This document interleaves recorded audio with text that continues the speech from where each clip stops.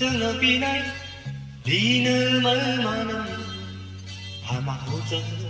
vượt nơi mới có tai biết qua lại của nhau có nhau chẳng là dù này chẳng biết mà nằm cùng lê lên bờ dọc ở cuốn xa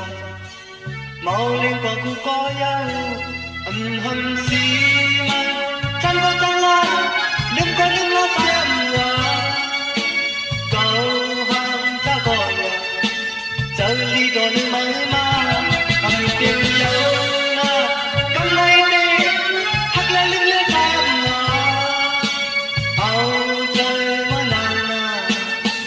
yên có mơ tê phạt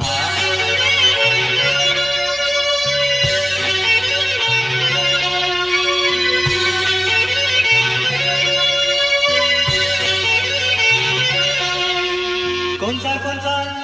chẳng là vì này đi nơi mới mà nằm phà mà hỗ trợ vượt nơi mới có tê tai qua lại của nhau con nhưng chẳng là dù này trời bê mà nằm cùng lại lên bờ dọc ao cuốn trai mau liên qua cũng có nhau hầm xì mà chẳng lo đừng có những lo tham hòa câu hàng cha gọi chờ đi cho nơi mới mà điều nhau na cầm lấy tê hắt lên lưng lên tham hòa áo trời mơ nàng tiền có mơ tê khạc